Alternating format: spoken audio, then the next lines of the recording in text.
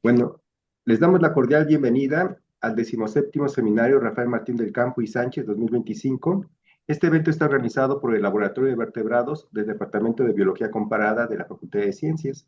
Y hoy tenemos el gusto que nos acompañe la doctora Sonia Antonieta Gallina del Instituto de Ecología ACE. Y bueno, y nos va a dar una presentación sobre la restauración ecológica, estrategias de manejo y monitoreo de venados en áreas protegidas y UMAS.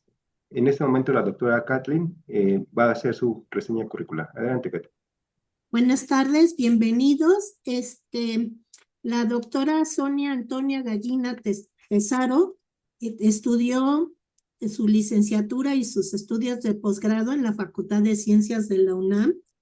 Y es miembro cofundador del Instituto de Ecología, donde lleva más de 46 años trabajando, y desde sus inicios se ha dedicado a generar estudios y conocimientos acerca de la fauna silvestre, sobre todo a largo plazo, sobre aspectos de la ecología y comportamiento en particular de los venados, para poder lograr un buen manejo y conservación de este recurso.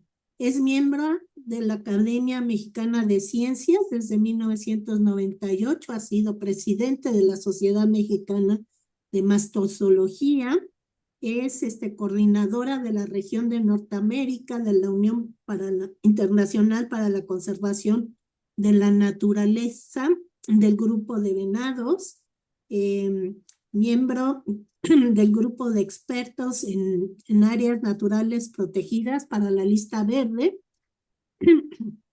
y como resultado de sus investigaciones tiene una gran diversidad de publicaciones científicas, algunas de divulgación, y entre sus libros más recientes destaca como editora y coautora de varios capítulos es el publicado por la editorial Springer, titulado Ecology and Conservation of Tropical Ungulates in Latinoamérica.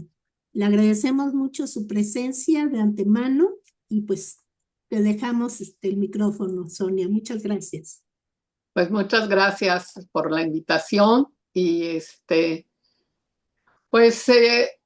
como les dijeron, yo les voy a hablar básicamente sobre los venados en México, ¿sí? Cómo es posible la restauración ecológica gracias a las UMAS y cómo se han hecho los trabajos de venados en las áreas naturales protegidas. ¿Por qué no?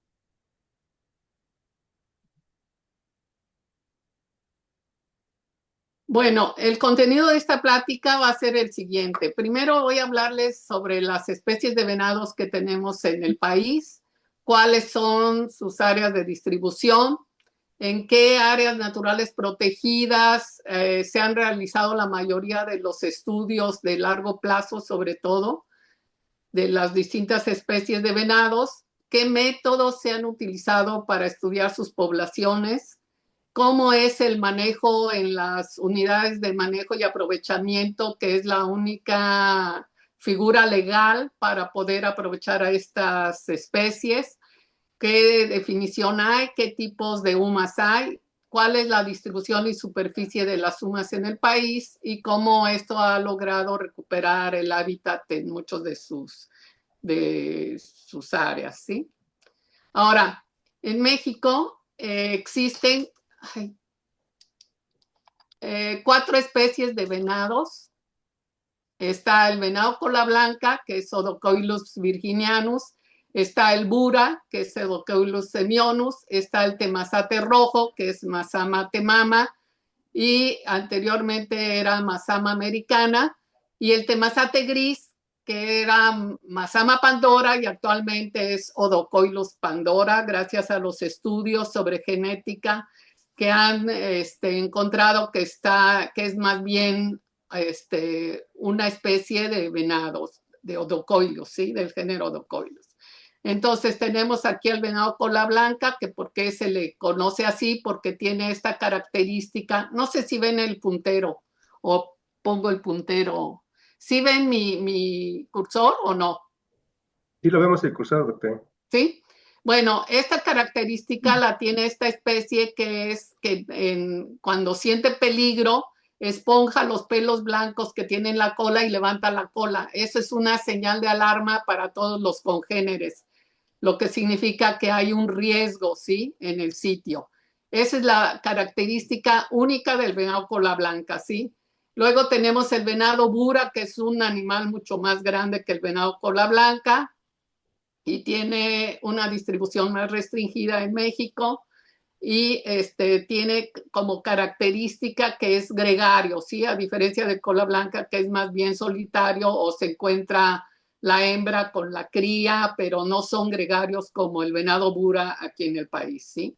Luego está el temazate rojo, que es un venado pequeño, ¿sí? Que vamos a ver que es del sureste de México. Y su característica principal es que se distingue porque las astas son generalmente solo unas puntas que van hacia atrás, ¿sí? A diferencia de las astas ramificadas que tienen las otras dos especies. Y el otro, que era temazate gris, que ahora es Odocoilus pandora, ese es un venado un poco más grande que el rojo, ¿sí? Y también tiene esas características, es de más grisáceo, pues el pelaje, y el otro es más colorado, por decirlo así, o más café. Ahora,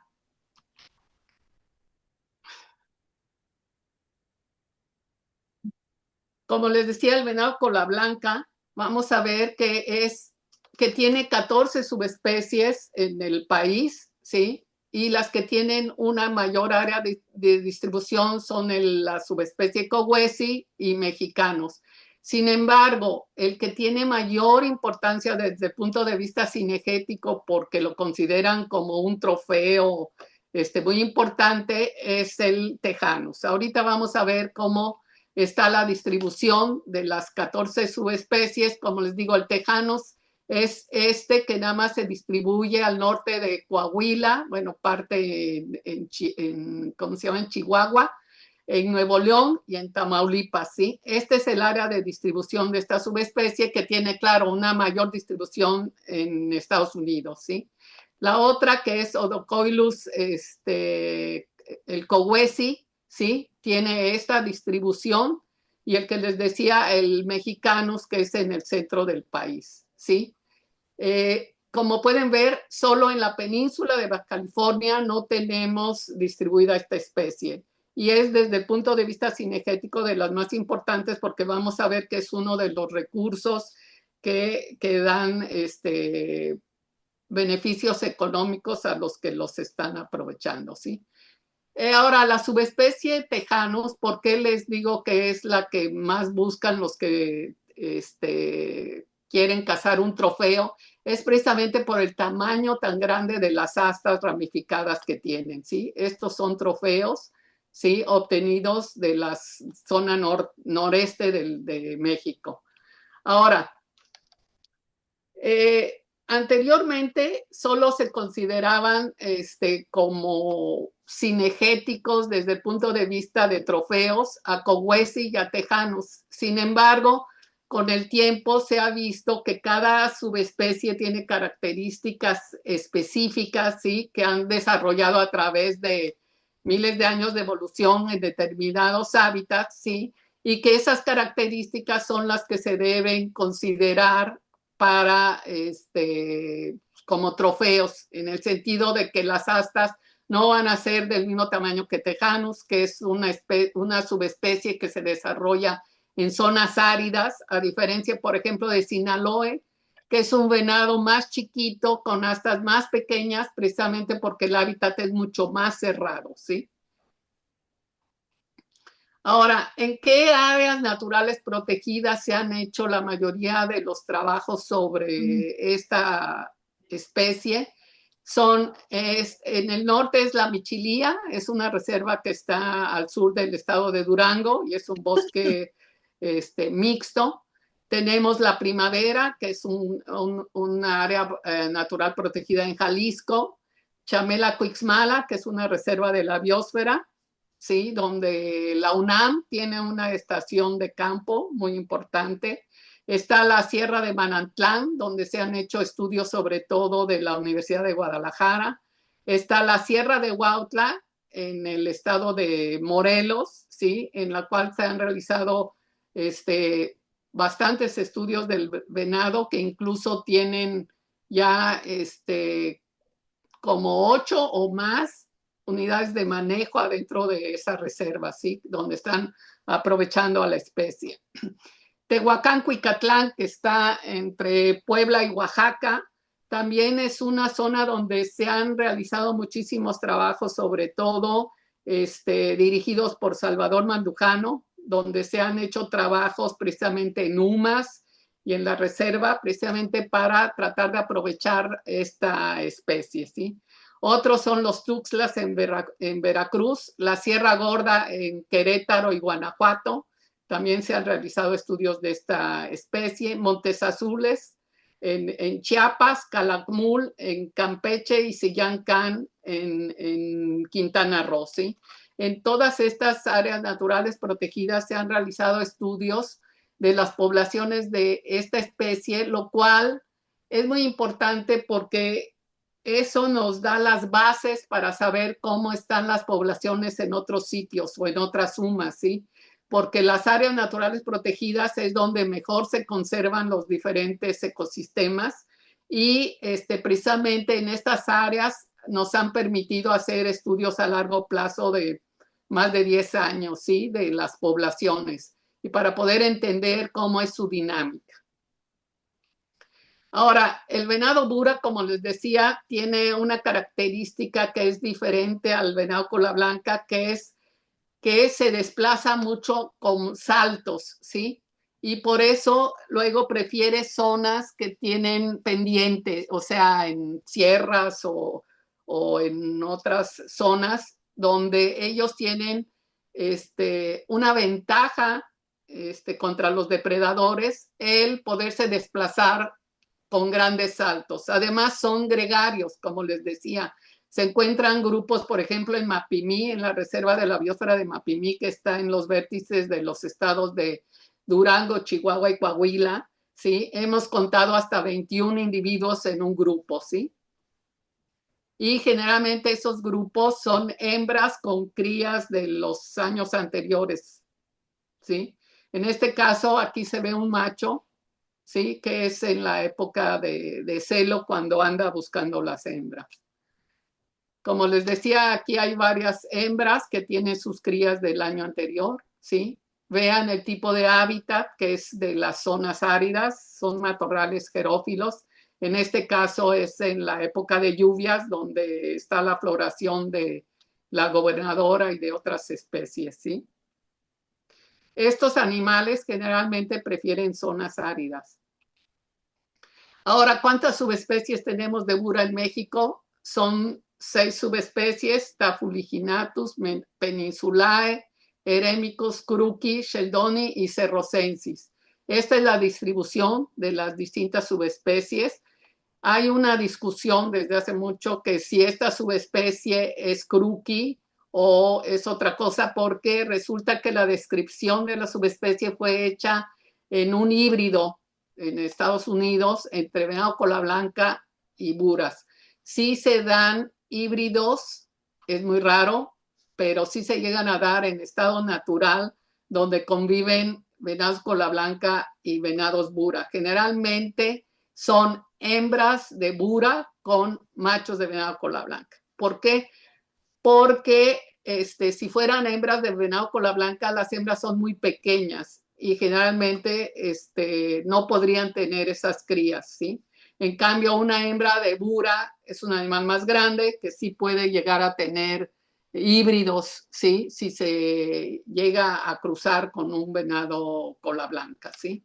Ahora, en este caso, hay una subespecie que es la Cerrocensis, que es en Isla Cedros. Esta es la que está en peligro de extinción porque en esa isla hay perros ferales y han disminuido mucho sus poblaciones, ¿sí? Es la subespecie que está más en riesgo.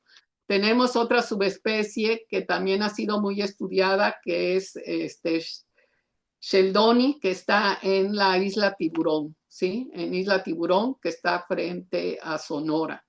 En Baja California Sur, en Baja California se acuerdan que no hay cola blanca, solo hay venado bura.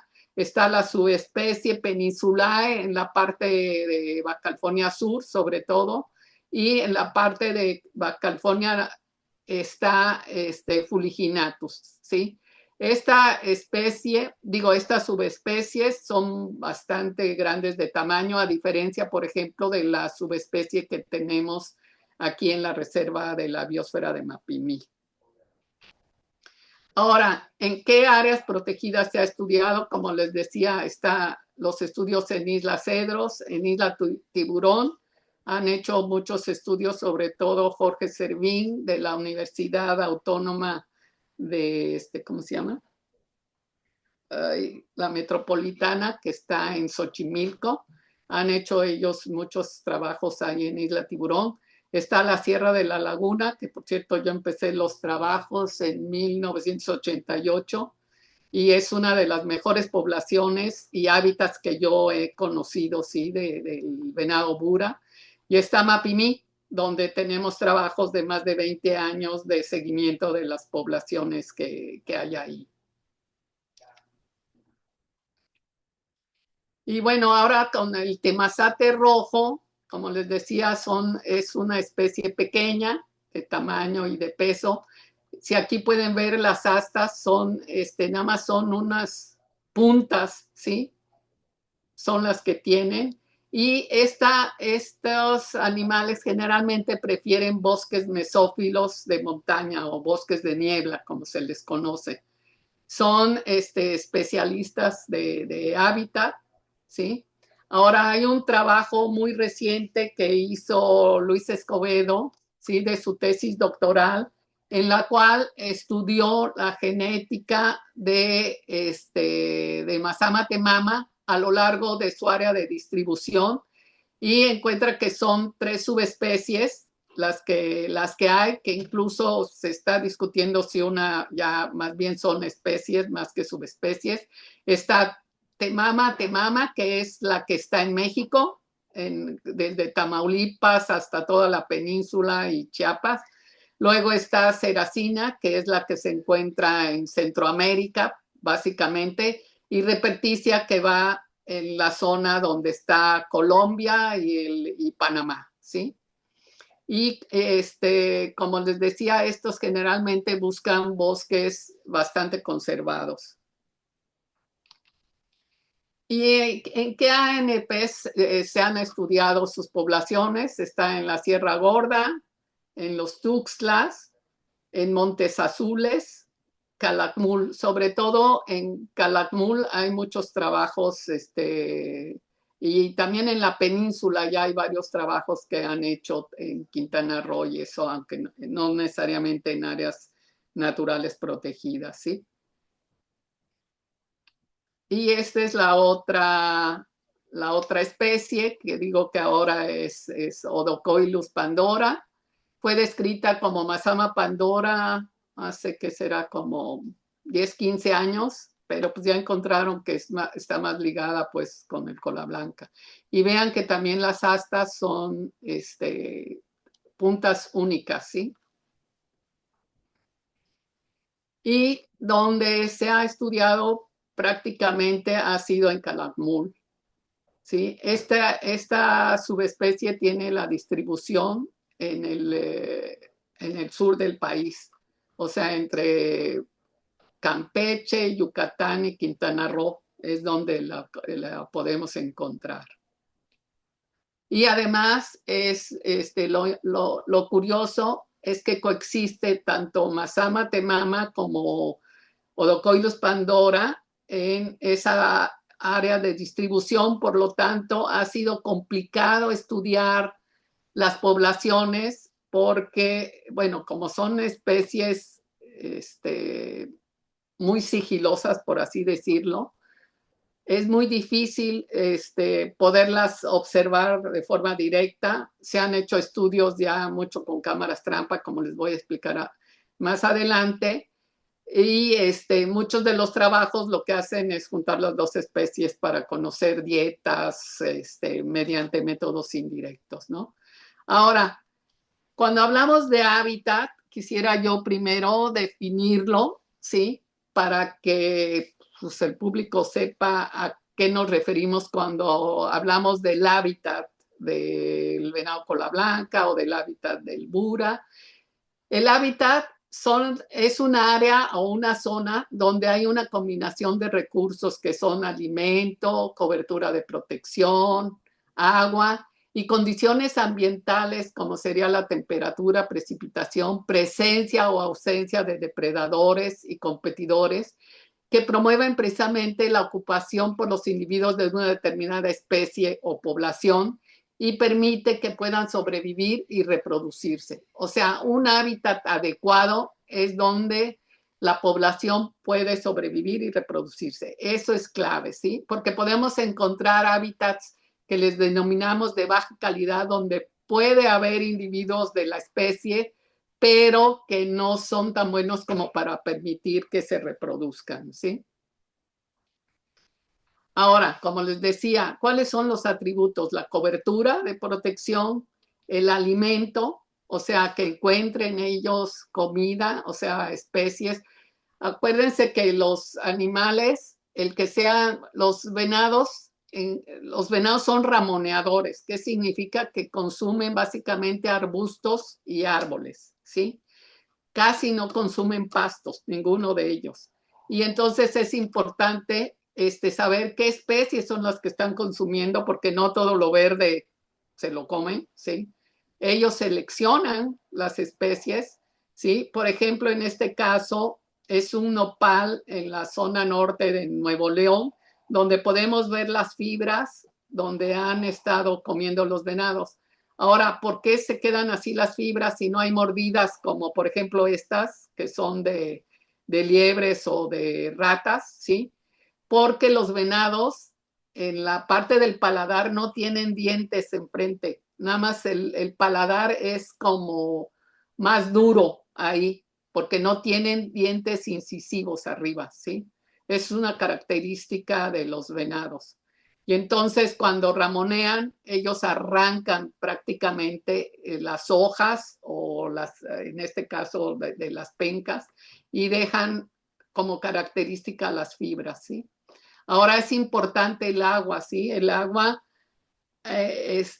aunque hay trabajos en Estados Unidos sobre todo que decían, no, los venados no pueden vivir si no tienen agua a 1,5 km o 2 kilómetros de donde están ellos. Sin embargo, nosotros constatamos que en Chamela, esta foto es de Chamela, los venados pueden sobrevivir los 7 meses de sequía que hay, ¿sí? De la época seca, aprovechando tanto el rocío como las plantas, ¿sí? Y en este caso, las positas que pueden llegar a encontrar por ahí.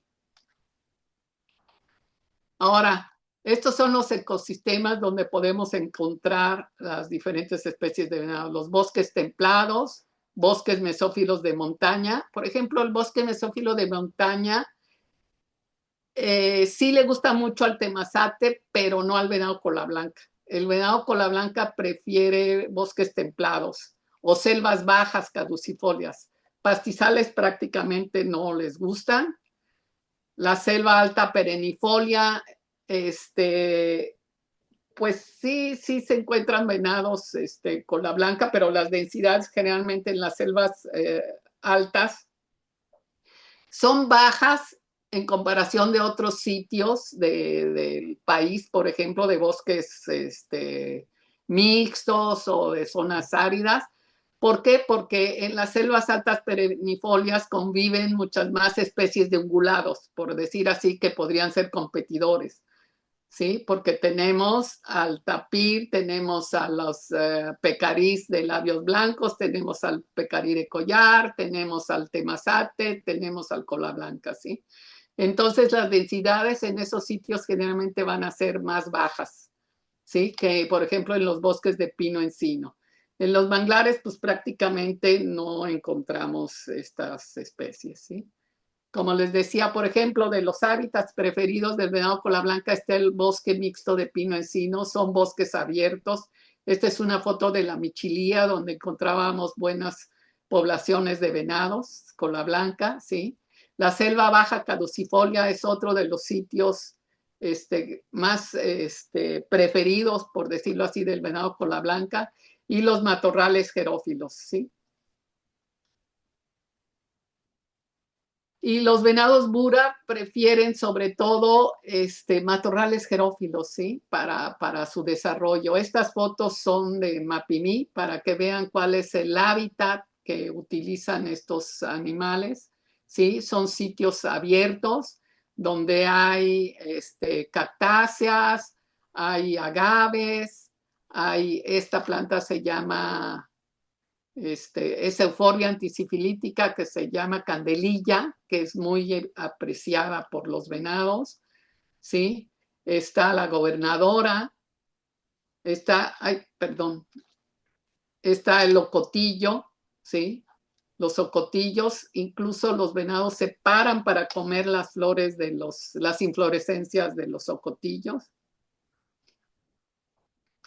Y bueno, ¿cómo se han realizado muchos de los estudios de estas especies? Pues se han utilizado métodos indirectos y métodos directos. Generalmente los métodos indirectos han sido muy eficaces para poder conocer cómo está la población de los venados, ¿sí? Sin alterar en lo más mínimo a la población, ¿sí?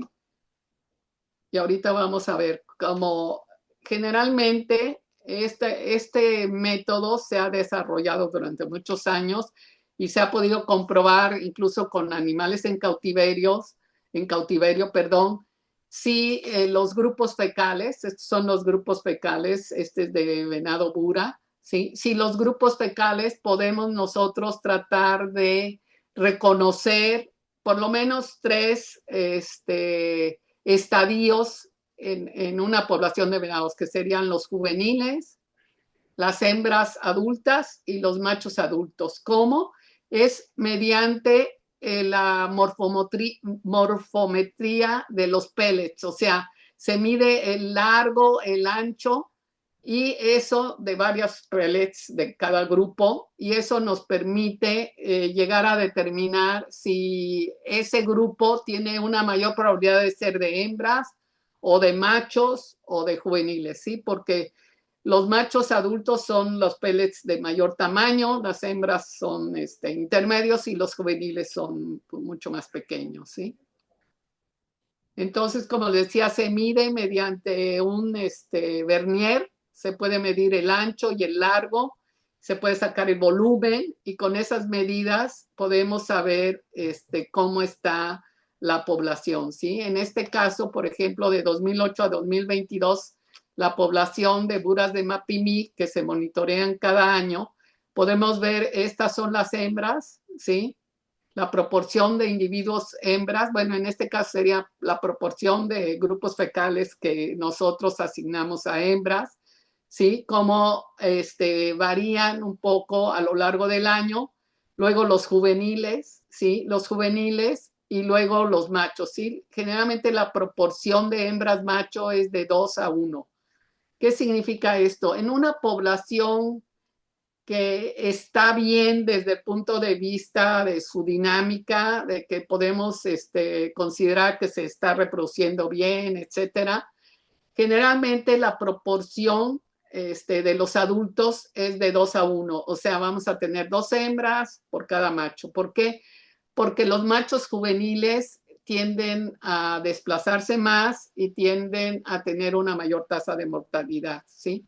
Y entonces eso es importante desde el punto de vista de manejo, ¿sí? Porque eso también nos permite saber, por ejemplo, aunque nada más podemos determinar estos 3 grupos, podemos saber cómo va la tasa de natalidad, ¿sí? En los distintos años y relacionarlos con las condiciones tanto del hábitat como las condiciones climáticas, ¿sí? O meteorológicas, ¿sí? Porque ha habido años muy secos y entonces la tasa de natalidad baja, hay años muy lluviosos donde vamos a tener mayor cantidad de alimento y por lo tanto la tasa reproductiva puede ser mayor, ¿sí? Generalmente las hembras del primer año de edad pueden llegar a reproducirse, pero solo tienen una cría y ya los subsiguientes años van a tener 2 crías. Los venados generalmente se aparean solo una vez al año y tienen las crías generalmente un poco, bueno, cuando empieza casi la época de lluvias, porque de esa forma aseguran el alimento para la mamá, para la lactancia y para las crías posteriormente, ¿no? Entonces están ligados a un ciclo anual, ¿sí? Ahora, otros métodos que se han utilizado para conocer qué hacen los venados, o sea, su conducta, su comportamiento, etcétera. Ese sí es un método directo y lo que se llama, bueno, esta herramienta es la radiotelemetría. ¿En qué consiste? Bueno, necesitamos capturar primero a los animales, ¿sí? Mediante estas redes de caída, bueno, aquí está, apenas la están poniendo, ¿sí? Estas redes de caída lo que se hace es que se les pone alimento en el centro, ¿sí? Y tienen un disparador acá arriba, ¿sí? Que este disparador se lleva a unos 30 metros de donde está la red, ¿sí? En un que le llamamos espiadero. Y de esa forma, cuando ya los animales están en el centro, se dispara la red y cae toda la red y se enredan en la red y ya después se pueden sacar, se les amarran las patas y se les tapan los ojos. Es increíble que se tranquilizan muchísimo con un tapaojos que le llamamos, ¿no? O sea, se les tapa los ojos y el animal se tranquiliza. Nosotros nunca usamos ningún anestésico porque es más riesgoso y lo que se hace es pues, manipular lo más rápido que se pueda, se saca el peso, se toman algunas medidas y se les ponen estos collares que vemos aquí. Estos collares tienen un sensor de movimiento, ¿sí? Adentro, o sea, esto es el que va a transmitir unos bips, les llamamos bips, ¿sí? Que cuando se activan, podemos saber dónde está el animal mediante, ¿cómo se llama? Antenas especiales, ¿sí? Y receptores. Y estos collares, bueno, los teníamos aquí de colores para poder saber, mira, estamos viendo de día, por ejemplo, pues la hembra roja anda no sé dónde o el macho anda no sé qué, ¿no? Y entonces, el sensor de actividad es un tubo que tiene adentro mercurio, que con el movimiento de la cabeza acelera o no el número de bits por minuto.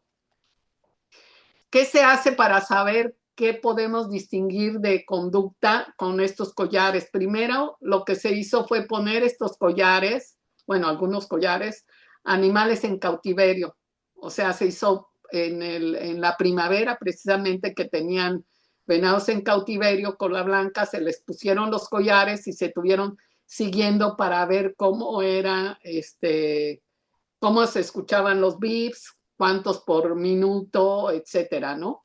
Entonces, se llegó ahí con ese trabajo a definir que se necesitaban 5 minutos de seguimiento para saber si el animal estaba echado, estaba comiendo o se estaba moviendo, ¿sí? Esas 3 pautas son las únicas que podemos identificar con este tipo de collares, pero es suficiente porque eso nos permite saber dónde se localiza el animal, que es por triangulación, ahorita les explico más adelante. Podemos saber si ese animal, si ese individuo está comiendo, está echado o se está desplazando, ¿sí?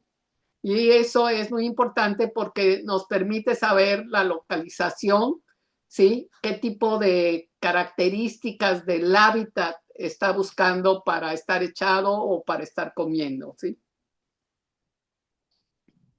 Y por ejemplo, en el rancho de Lampazos, en el norte, en el noreste de Nuevo León, ¿sí? Durante 4 años se estuvieron siguiendo los venados con collares, que fue la tesis doctoral de un estudiante de aquí de Linecol, en paz descanse, y se pudo determinar el tamaño del ámbito hogareño o área de actividad de los animales, ¿sí? De las hembras y de los machos. Y como pueden ver, sí cambia a lo largo de los años, ¿sí? Por ejemplo, este año del 98 fue muy seco y como pueden ver, disminuyó el tamaño del área donde los animales se estaban desplazando. Ahora, generalmente los machos tienen un área de actividad mayor que las hembras, ¿sí? Generalmente, pero aquí podemos ver que no pasó eso en estos años, ¿no?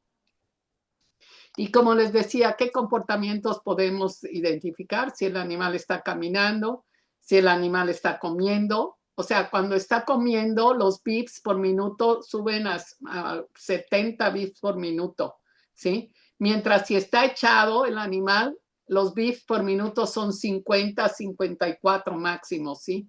Entonces, si en esos 5 minutos lo estamos escuchando 50, 52, 50, 52, ese animal está echado. Y cuando se mueve está entre los 54 y los 68 más o menos bits por minuto, ¿sí? Ahora, ¿eso qué nos permite también saber? Cómo dedican o qué tiempo dedican y a qué horas los animales van a estar echados.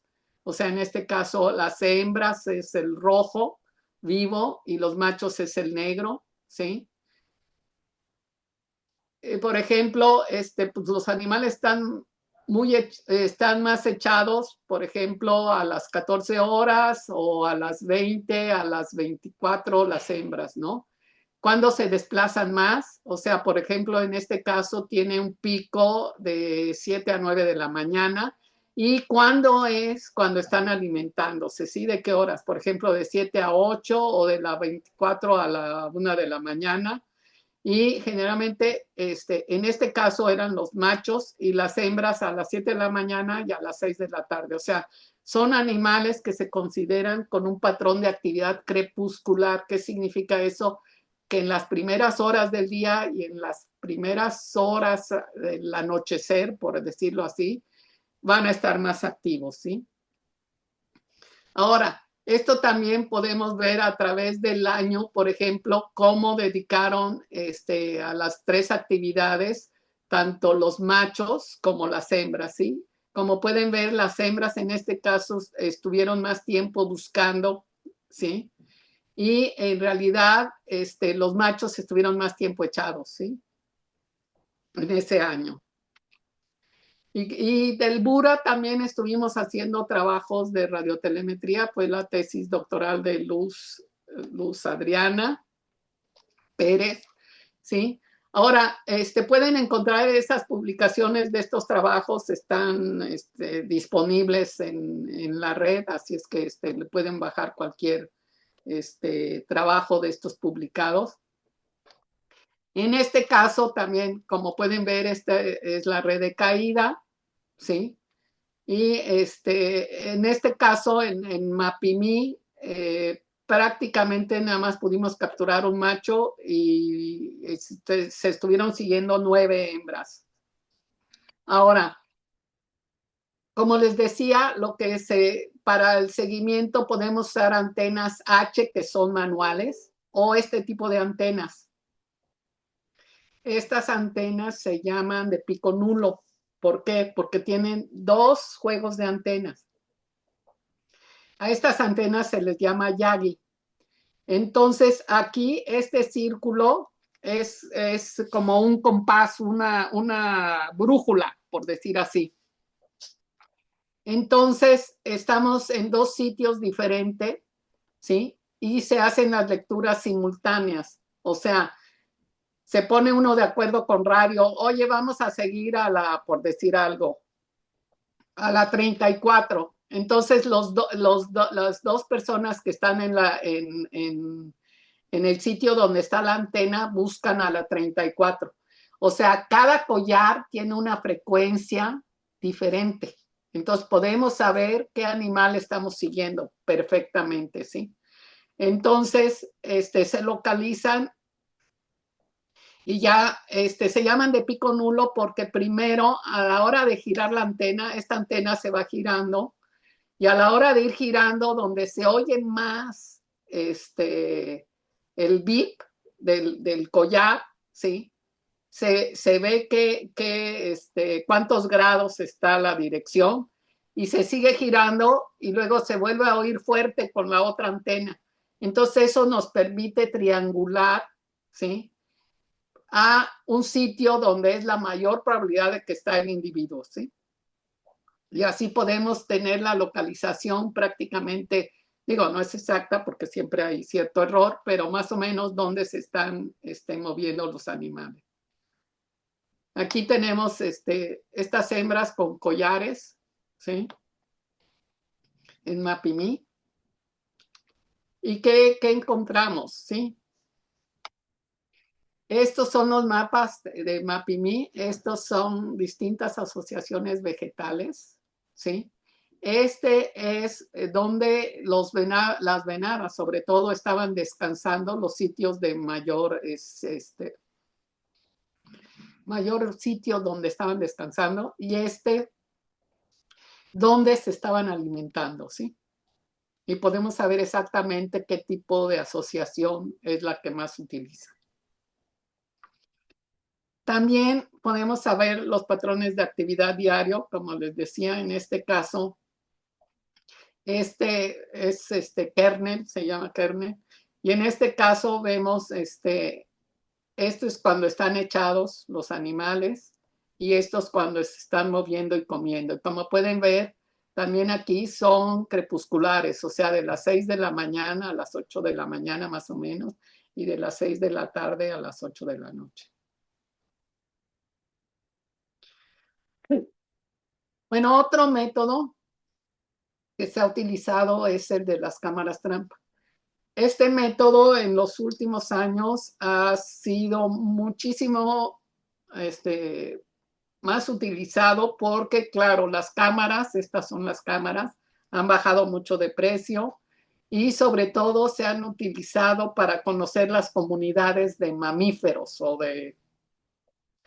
y en este caso se toman fotos de distintos animales porque tienen un sensor de movimiento que cuando pasa el animal se disparan las fotos. Entonces se programan, por ejemplo, que tome 3 fotos y un video de 10 segundos, etcétera, ¿no? Y esto es un método no invasivo que nos permite dejar las cámaras, tienen pilas, generalmente 8 pilas o 4 pilas, y pueden quedarse fácil 2 meses activas sin que pase nada, ¿no?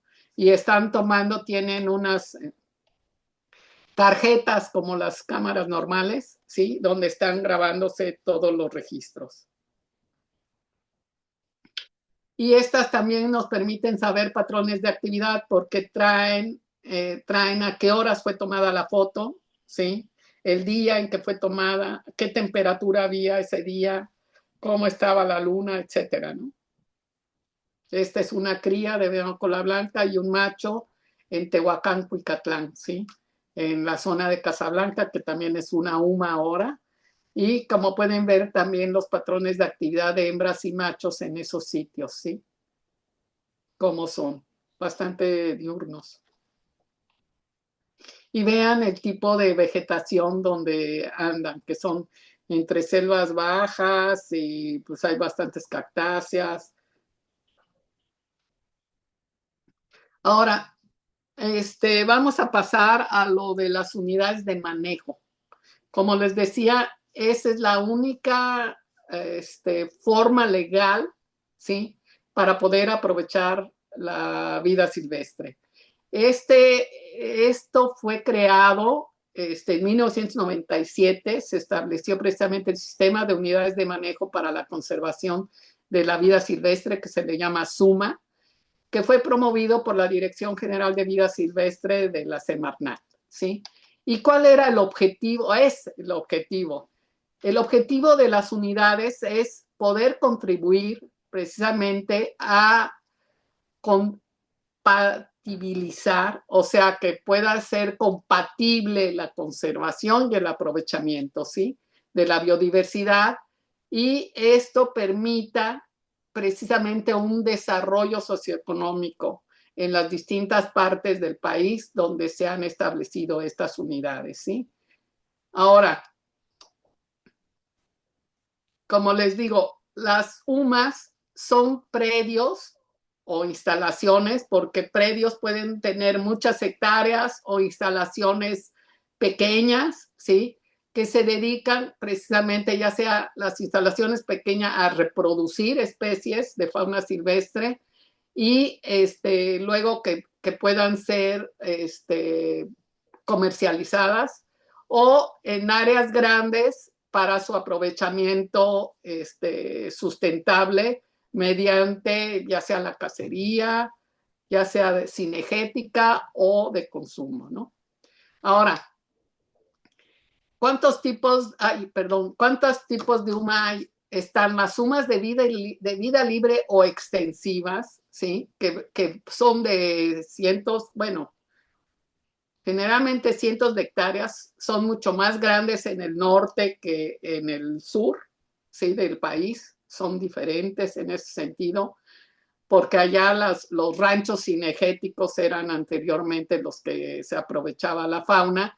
Esos ranchos pueden tener 11,000 hectáreas, 4,000 hectáreas, mientras que, por ejemplo, en Veracruz las sumas son de 80 hectáreas. Entonces, pero se les llama extensivas, ¿sí? Y el principal objetivo es conservar la biodiversidad y el hábitat natural de las especies silvestres. Y eso ha sido muy benéfico en el sentido que ha permitido en muchas de las sumas del país que se rehabilite ese hábitat, precisamente que se ha mejorado el uso de esas tierras, ¿sí?, para precisamente tener mejores poblaciones de fauna silvestre, ¿sí?, de distintas especies de fauna silvestre.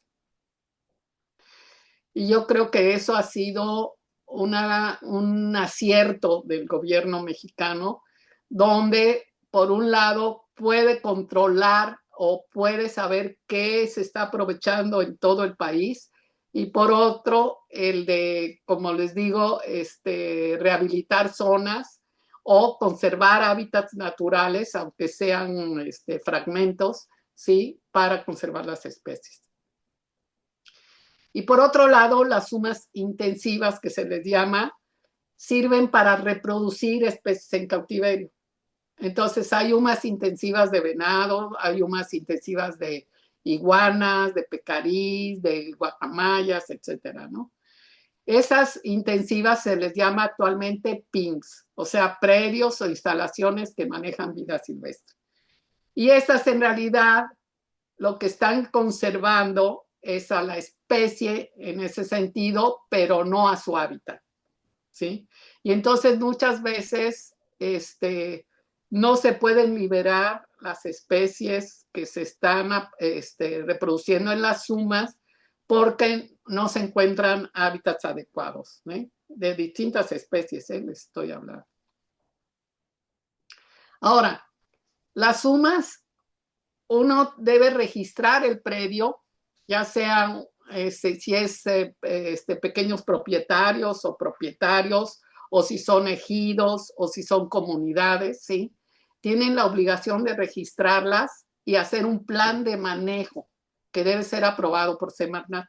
O sea, las registran en la Dirección de Vida Silvestre, y ese plan tiene que tener bien descrito el área en la que se está trabajando, la ubicación, cómo se va a manejar el predio, qué se va a establecer de conservación, cómo se van a hacer los monitoreos. Director. Cómo se van ¿cómo se llama? A monitorear las poblaciones, qué métodos se van a utilizar para saber cómo están las poblaciones, etcétera, ¿sí? Y ese plan de manejo debe ser aprobado por Semarnat. Luego, como les digo, promueven esquemas alternativos de producción que sean compatibles con el cuidado del ambiente, porque les conviene tener un hábitat adecuado, porque de esa forma puede reproducirse mejor la especie, ¿sí?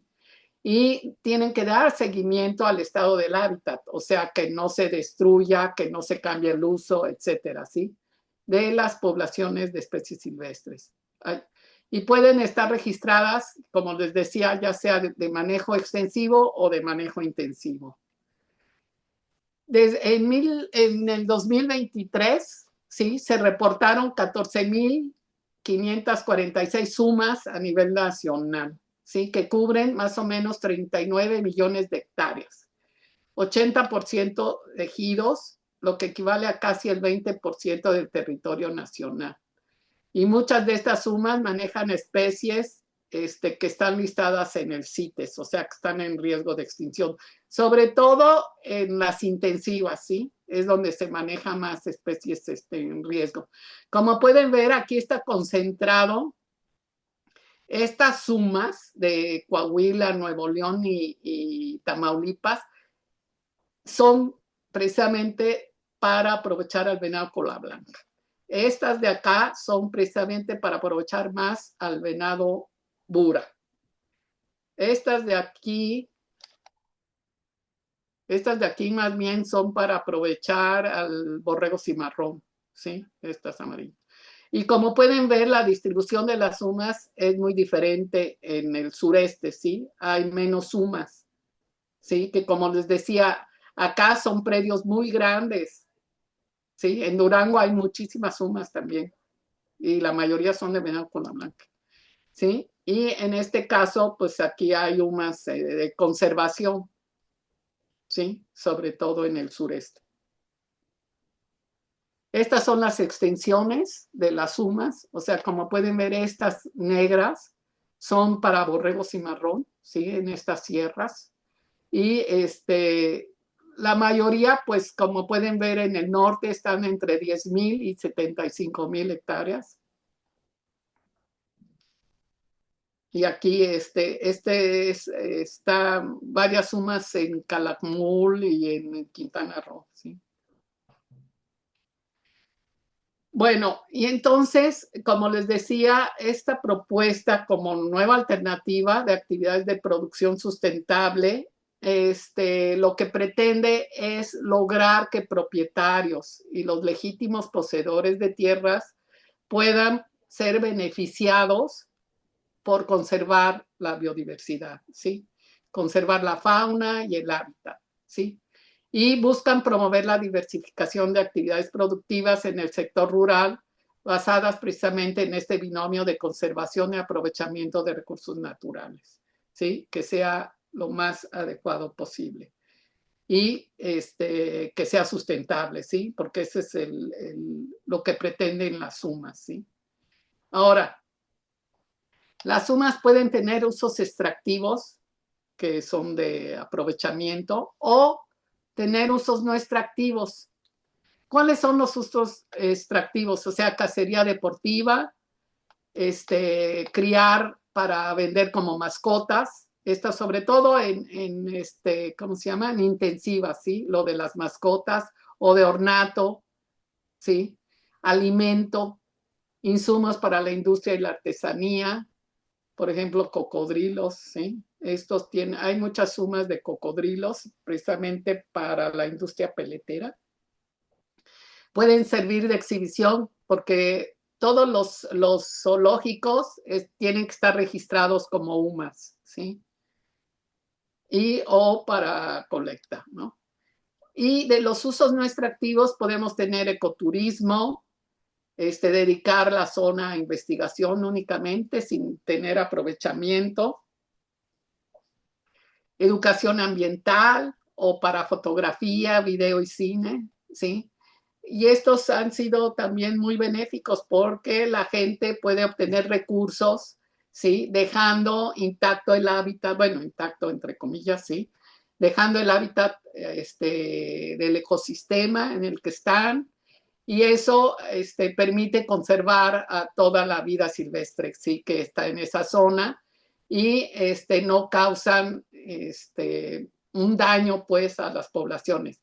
Lo que sí, claro que todo esto debe estar regulado y debe el ecoturismo tener una cierta capacidad de carga, ¿no? O sea, saber cuántas personas pueden ir a esas zonas y hacer pues ecoturismo. Ahora, lo del aprovechamiento, ¿cómo se hace el aprovechamiento? Bueno, las tasas de aprovechamiento las tiene, o sea, como tienen que dar también un informe anual, ¿sí? Donde en el plan de manejo han explicado qué métodos van a utilizar para saber cómo está la población de lo que quieren aprovechar, ¿sí? Entonces, tienen que tener un sistema de marcaje, ¿sí? De los ejemplares a aprovechar. O sea, todos los animales que se crían en cautiverio deben tener un sistema de marcaje. Ahora, lo que se aprovecha también le tienen que poner un cintillo, se llama cintillo de cobro cinegético. Y tienen que primero pagar los derechos correspondientes para vender esos cintillos. ¿Y cuántos cintillos pueden ellos pedir? Depende de cómo está el monitoreo de su población.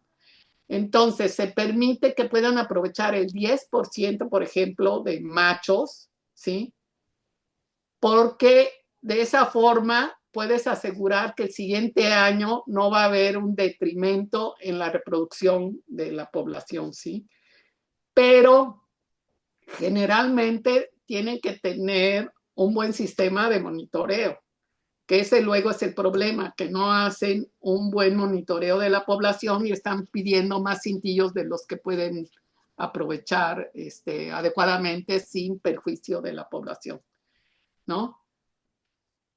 Entonces tienen que ir a las oficinas de vida silvestre y llenar ahí el requisito, ¿no? Y tiene la obligación de ponerle ese cintillo a la pieza que cazan, ¿sí? Con los datos. Ahora, como les digo, tienen que presentar el pago de derecho correspondiente y el original vigente o copia certificada de la autorización de aprovechamiento extractivo que emite la Dirección General de Vida Silvestre, ¿sí? Entonces, de esa forma, hay una regulación, ¿sí? De cuántos animales se cobran en cada UMA.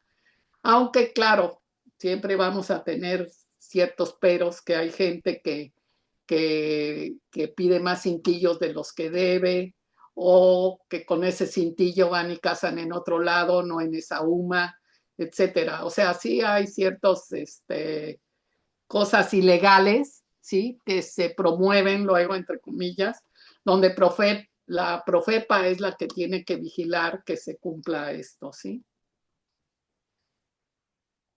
Ahora, el sistema de marcaje, el famoso cintillo de cobro, es personal e intransferible y solo podrá ser portado por el titular de la autorización, sus empleados o en el caso del prestador de servicios de aprovechamiento vía la casa deportiva.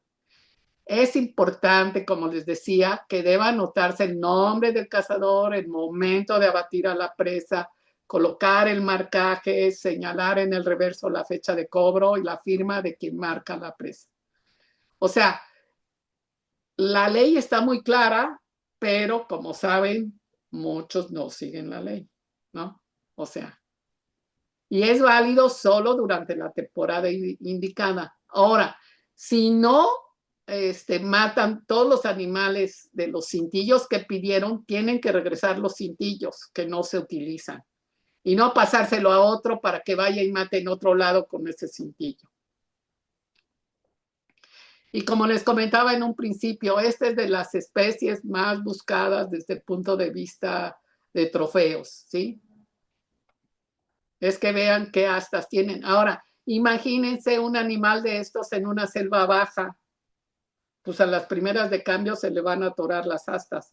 Por eso las subespecies que están en selvas bajas tienen una canasta muy pequeña y comprimida, ¿no?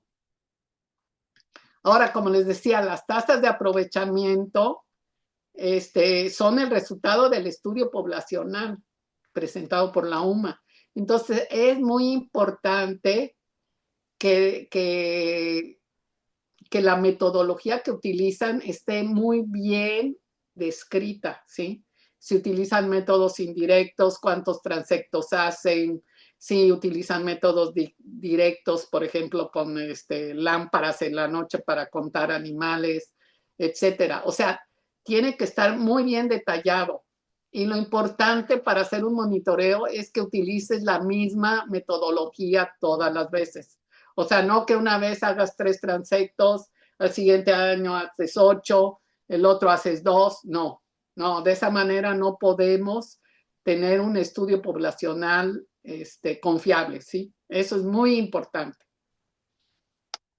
Y como les digo, hay un artículo 84 de la Ley General de Vida Silvestre en el que la tasa solicitada debe ser menor a la renovación natural de la población sujeta a aprovechamiento, ¿sí? Eso es muy importante.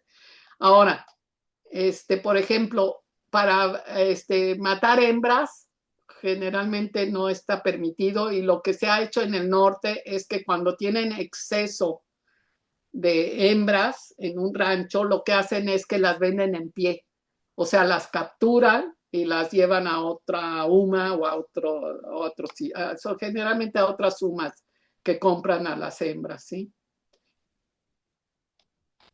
Bueno, el titular de la autorización, así como los terceros que realicen el aprovechamiento, serán responsables solidarios de los efectos negativos que pudiera tener para la conservación de la vida silvestre y su hábitat.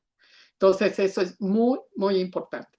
En el norte, lo que han hecho en muchas de las UMAs que son de zonas áridas, han hecho bebederos para que tengan agua durante todo el año, han hecho mejoras del hábitat, que antes era ganadero exclusivamente y habían quitado todo el matorral para tener pastos. Ahora, muchos sitios en el norte ya se ha rehabilitado ese hábitat y se tienen otra vez matorrales bien conservados después de tantos años, ¿sí? ¿Qué conclusiones podemos tener? Bueno, que la importancia de las sumas radica precisamente no solo en conservar a las especies, sobre todo las de vida libre, sí, sino que también permiten restaurar y conservar ecosistemas, ¿sí? ¿Y qué beneficio tiene no solo para la especie que estamos aprovechando, en este caso si fuera los venados nada más, sino que eso permite a otras especies, ¿sí? De la comunidad de vertebrados, de invertebrados, etcétera, que puedan también desarrollarse en esos nuevos hábitats o esos hábitats que todavía se conservan, ¿sí? Y eso aporta un incremento precisamente en superficies destinadas a conservación, tanto del ecosistema como de sus comunidades, ¿sí? Mientras que las intensivas, lo que les decía yo, son importantes porque conservan a la especie que están reproduciendo únicamente, pero no conservan el hábitat. Que yo por eso creo que las de vida libre ha sido una estrategia más acertada. Bueno, ahora, si consideramos solo una UMA por sí sola, puede estar conservando ciertas especies, pero si consideramos el conjunto, o sea, el famoso SUMA, o sea, todo el sistema de unidades de manejo, podemos asegurar que sí están conservando nuestra fauna y su hábitat, ¿sí? Y pueden complementar otras estrategias de conservación como son las áreas naturales protegidas, y además pueden servir, que eso es algo muy importante, como corredores de conectividad, ¿sí? Entre las áreas naturales protegidas y las UMAs y los sitios de aprovechamiento. Entonces, es muy importante todo eso. Y bueno, y a pesar de la gran transformación que han tenido los ecosistemas en el país, por ejemplo, Veracruz solo tiene el 10% de ecosistemas originales, ¿sí? Las sumas de vida libre sí están representando remanentes de esa variedad de ecosistemas, ¿sí? Desde selvas altas perennifolias en el país hasta matorrales y manglares. y esto permitirá precisamente la restauración de hábitats que no, como les decía, no es solo para los venados, sino para toda la comunidad. Y no solo de mamíferos, sino podemos ver reptiles, aves, etcétera, ¿sí? Que se ven beneficiados precisamente al aprovechar y conservar estos hábitats. Bueno, pues gracias a todos los que han contribuido al conocimiento y conservación de los venados. Les digo, muchas de las publicaciones están libres, así es que las pueden bajar en Google o en ResearchGate, ¿sí? Todas las publicaciones que se han derivado de estos trabajos, ¿sí? Pues les agradezco mucho. Sobre todo porque me hayan invitado a dar la plática. Muchísimas gracias por tu excelente plática. Tienes felicitaciones, pero también muchas preguntas. Bueno, Te voy a pasar algunas. Silvia Torres pregunta que quiénes son los mayores depredadores y qué longevidad tienen y cuáles son las principales enfermedades. ¿De los depredadores o de los venados? Bueno, los principales... de los venados, pero... Bueno, los principales depredadores de los venados son el puma y el jaguar. Aunque el puma es el principal depredador en prácticamente todo el país, ¿sí? Y los venados en estado silvestre pueden durar 8 o 10 años y tal vez un poquito más. En condiciones en cautiverio pueden durar un poco más. Ahora, ¿qué enfermedades? Pues depende de qué sitios estemos hablando. O sea, en Mapimí se hizo un trabajo.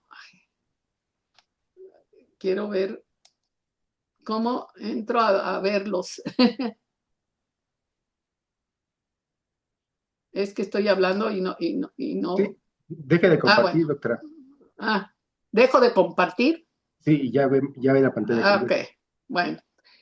Pues resulta que se hizo un estudio para ver qué parásitos gastrointestinales tenían los venados Bura en Mapimí durante 2 años. Fue una tesis, bueno, duró 4 años en realidad, una tesis de doctorado. Y resulta que, ella lo que hizo fue, mediante los grupos fecales, sacó qué parásitos tenían. Y la idea era saber si compartían parásitos con el ganado vacuno, porque sí hay ganado en Mapimí de los ejidos que están ahí, luego tienen a las vacas libres, y resulta que en realidad prácticamente no compartían parásitos, y de 300 y tantas muestras que hizo, solo en 2 muestras encontró parásitos, y lo increíble es que ella estaba aterrada porque decía, no tengo resultados. Le digo, ¿cómo no? Es un resultado.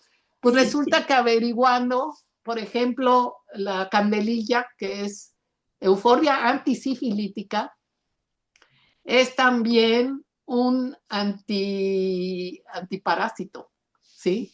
Entonces los venados sí consumen varias especies que se ha comprobado que les permite no tener parásitos gastrointestinales, ¿sí? Como otro que se llama el chaparro amargoso, que sí es muy amargoso la planta, y sí la consumen, y sí tiene propiedades también, ¿cómo se llama? Y además, como les decía, como es una zona árida y luego hay temperaturas de más de 40 grados, le digo, yo creo que los huevecillos no aguantan tampoco. Pero bueno, en Estados Unidos, sobre todo, aquí no hay trabajos, es que no sabemos. El famoso Lyme disease, no sé si han oído hablar del Lyme disease, es transmitido por una garrapatas que tiene el venado. Pero en Estados Unidos sí hay estudios que se han transmitido a la gente, sí, es el Lyme disease. Por ejemplo, Thalía tiene Lyme disease, que vive cerca de Nueva York o no sé qué, tiene esa enfermedad y no se te quita, pero bueno, tiene pero así muchas enfermedades, no hay tampoco muchos trabajos, de qué enfermedades tienen los venados. Hay otro que se llama lengua azul, pero sobre todo muchas de estas enfermedades son de Estados Unidos. Hay otra que le llamaban waste disease, que es como de las vacas locas, que son priones, o sea, son proteínas que van destruyendo, van comiendo el cerebro y dejan boquetes. Eso en Estados Unidos ha sido, se ha expandido en venados y en ciervos, sí, pero acá no sabemos. Ahora, la característica de que tienen esa enfermedad es que comienzan a babear, no comen, se comienzan a enflacar, etcétera. Entonces, yo creo que faltan trabajos de enfermedades aquí en el país. Sí. Eliacín Gómez, y siguiendo en el mismo sentido, menciona el problema del gusano barrenador en México, que es algo que preocupa, y pregunta, en el caso de la fauna silvestre, en particular de los venados, parece que ha habido casos en el estado de Yucatán, según SADER. ¿Qué opinión tiene usted? Si este problema prevalece en venados, ¿qué se podría hacer desde la academia? Oye, qué bueno que pregunta eso, porque ahorita tenemos un problema muy serio, ¿sí? Con Zagarpa, que ahora, como le está echando la culpa a los murciélagos, están repartiendo redes para capturar murciélagos, que desgraciadamente van a capturar de todos, frugívoros, etcétera, etcétera, porque le están echando la culpa de que está transmitiendo el gusano barrenador. Ahora, el gusano barrenador, pues sí, se ha dado en caballos, supongo que también en el venado, y es que en heridas, sobre todo en heridas, es donde pone los huevecillos, ¿no? Ponen los huevecillos y se desarrolla el famoso gusano. Ahora, yo supongo que sí deben tener los venados también gusano barrenador donde hay, ¿no? Pero te digo, ahora el problema es que le están echando la culpa a los murciélagos. Así como el COVID, mataron muchos murciélagos en Perú y en otros lados. Y lo peor es que se echan a los frugívoros, a los polinívoros y no a los, ¿cómo se llama? A los hematófagos, que en realidad, pues lo que transmiten ellos son más bien la rabia, ¿no? Y si hay un buen manejo del ganado, pues puedes evitar eso. Tanto lo del gusano barrenador como lo de la rabia es manejo que tengas de tu ganado. De hecho, por ejemplo, ahorita me acordé que ahí en Tehuacán, Cuicatlán, en las cámaras trampa, salió un venado con 4 ojitos aquí en el lomo de unos vampiros que traía aquí. Entonces, esos, pues sí, también le llega a la fauna, a toda la fauna. Pero no por eso vamos a acabar con ellos. O sea, tienen un papel, ¿eh? Tienen un papel. Sí, claro. Vania pregunta qué tan difícil es mantener una comunicación eficaz con el área de aprovechamiento de UMAS de vida silvestre de Semarnat, sobre todo en cuanto a las autorizaciones que se dan, que están generando un efecto negativo en las poblaciones de venado cola blanca y bura. Pues no sé ahora cómo esté. Bueno, sé que ahora de director de vida silvestre es una persona súper preparada, que es que fue director de los zoológicos de Ciudad de México, el doctor Wall. Él es buenísimo y yo espero que haya mejorado mucho todo el sistema de las sumas, de los permisos y eso con él. Ok. Muchas felicidades por tu excelente plática. Y María de los Dolores Pérez pregunta, o comenta más bien, que le parece contradictorio que se trabaje en conservar a la especie y a la vez sea una especie autorizada para su cacería. ¿Qué tanto integran estos proyectos de conservación aspectos de bioética? Mira, yo no estoy en contra de la cacería, no me gusta la cacería, pero si se lleva bien, o sea, tú puedes aprovechar el recurso siempre y cuando no lo sobreexplotes, ¿sí? Si tú sabes que la tasa de reproducción en tu UMA es adecuada, que tienes que las hembras están produciendo 2 crías cada año, etcétera, etcétera, y haces un buen monitoreo de la población, tú puedes precisamente cazar un 10% de ese exceso de machos, ¿sí? No te vas a ir, o sea, puedes ya matar machos de 3 años, de 4 años, de 5 años, etcétera, ¿no? Pero si hay un buen control, tú no te vas a acabar la población. O sea, yo siento que por eso es adecuado las sumas, porque se supone que tienen ya un mejor control, ¿sí? La Dirección de Vida Silvestre, de dónde se están cazando, cuántos se están cazando, siempre y cuando también la gente informe bien, ¿sí? Los técnicos de las sumas. Y que hagan las cosas como se debe. O sea, porque no te conviene tú como técnico de la UMA acabar la población. Porque a la larga, bueno, ¿quién se va a ver beneficiado si ya no tienes la población adecuada para poderla explotar? Entonces, sí es muy importante lo que yo digo, los monitoreos, o sea, que sean los adecuados, ¿sí? Por ejemplo, con los grupos fecales, tú puedes hacer una estimación de la población que sabemos que subestima, pero es mejor subestimar que sobreestimar. Entonces, con esa subestimación, tú puedes decir, bueno, pues yo calculo que tengo, por decir algo, ¿no? Que tengo 100 venados en mi UMA, ¿sí?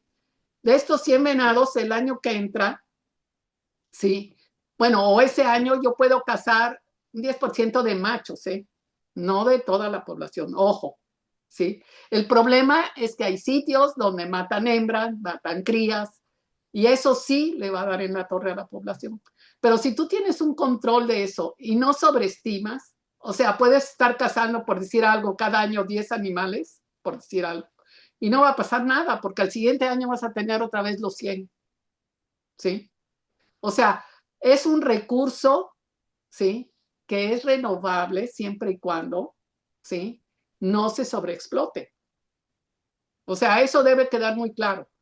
O sea, es importante que se haya aprobado esto de las sumas, ¿sí? Porque se puede, de hecho, fíjate que bueno, antes de las sumas fueron la Asociación Nacional de Ganaderos Diversificados en el norte, que se dieron cuenta que se estaban acabando los venados en el norte, y entonces decidieron durante 5 años no permitir cacería en sus ranchos. Y te hablo de ranchos de 11,000 hectáreas o no sé qué, ¿no? Ni el compadre podía ir a cazar, ¿no? Quedaron de que vamos y se juntaron. Y entonces comenzaron, ¿sí? A rehabilitar el hábitat, ¿sí?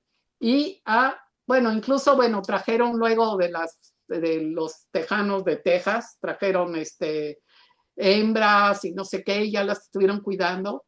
Y después, ya cuando se hicieron las sumas, fíjate que muchos de los ranchos ya tenían sobrepoblación de hembras y entonces capturaban con helicóptero, ¿eh? A mí me tocó ir con los estudiantes de aquí de manejo de fauna en el 98, te hablo de 1998, ¿sí? A ver la captura, cómo la hacían con helicóptero. Capturaban las hembras con redes que disparaban como rifle, la red, y el helicóptero era manejado por un gringo y el capturador también, pero bajaba el helicóptero casi al ras de los matorrales, ¿eh? Para tener muy cerca al venado y poderle disparar, y ya otros en camioneta agarraban los venados y ya los metían en trailers, ¿sí? Para otros ranchos. Entonces, por eso hay tantas sumas en Nuevo León y en Coahuila y en Tamaulipas, ¿sí? Porque muchos comenzaron a tener los venados y aunque eran ranchos ganaderos, unos incluso dejaron la ganadería porque prefirieron tener venados para que, claro, cada venado les daba $3,000 y venían a cazar los trofeos a México, porque ya en Texas había tantos venados que ya los trofeos estaban, ¿cómo se llama? Ya no eran tan bonitos como los de México. Entonces les llegó a tener un montón, o sea, tenían muchos beneficios. Entonces, y en el sureste, o sea, no puedes tener las mismas poblaciones, que era lo que yo les decía. El sureste tiene que tener otra estrategia de manejo. ¿sí? Porque ellos tienen una mayor diversidad de fauna, ¿sí?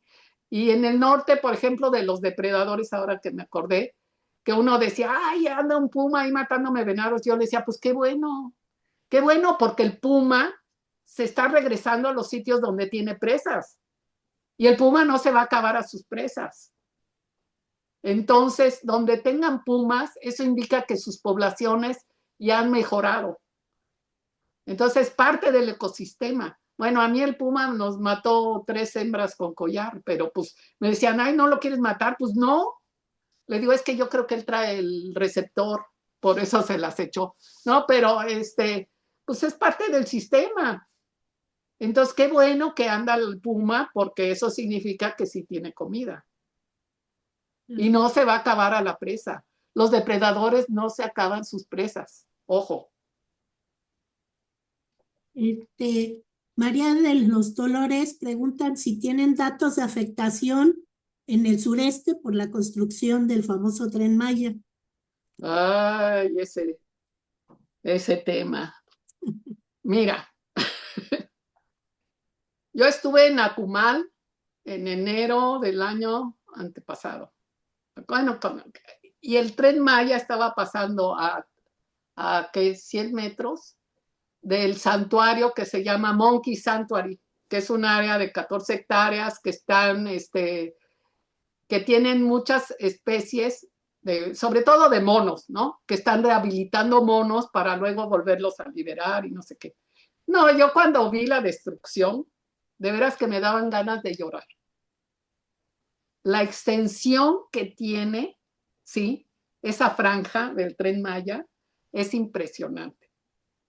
Pues nos hablaron precisamente del santuario porque nos dijeron, oigan, fíjense que anda un jaguar, ya se comió todos los gansos, todos los patos que teníamos, un venado, ya comió un pecarí.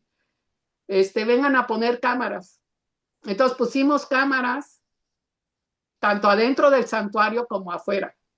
Y resulta que en una de las fotos a los 15 días sale el jaguar con un pato que todavía traía vivo porque traía el ojo brillante. ¿Y qué estaba pasando?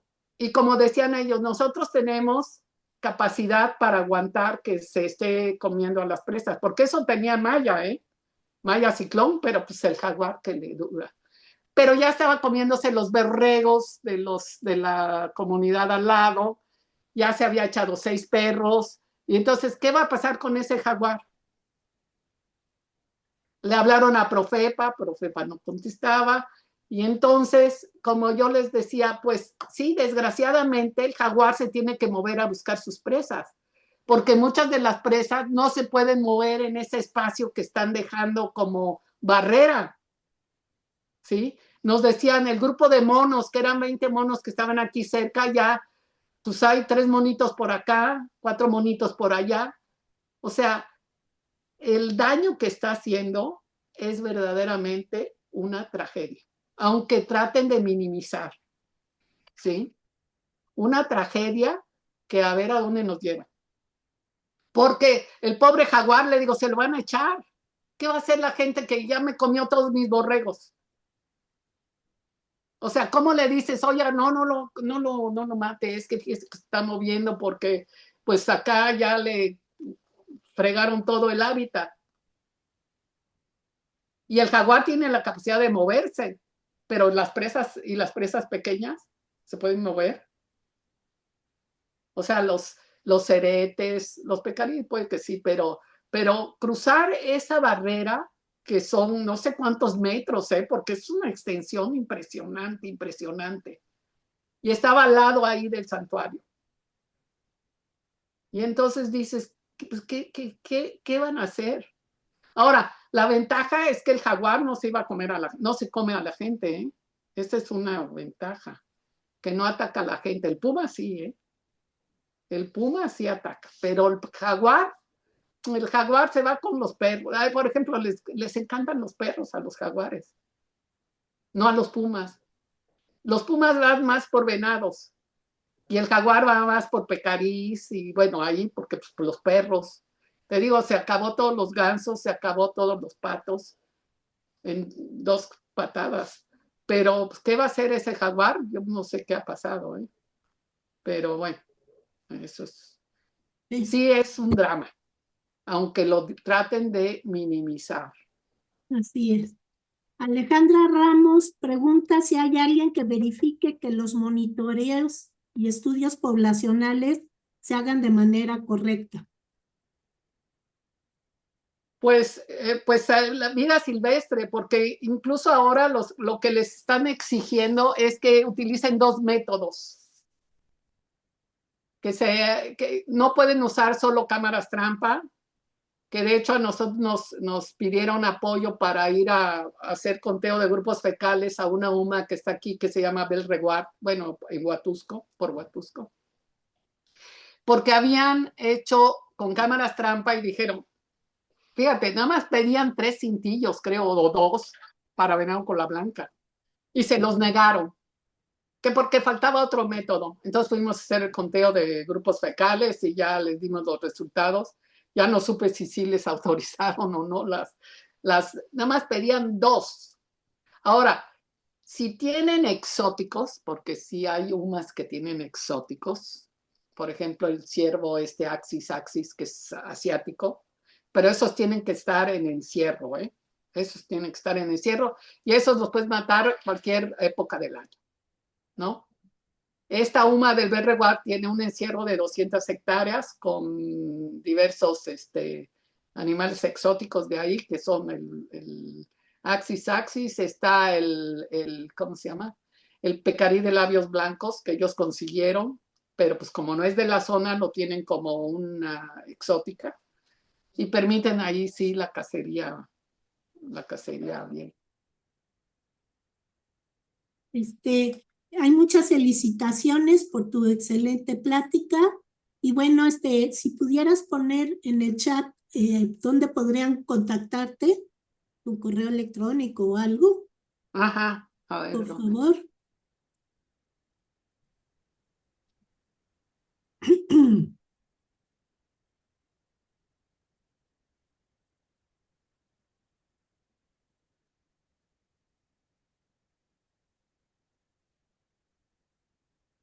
es sonia.gallina@inecor.mx.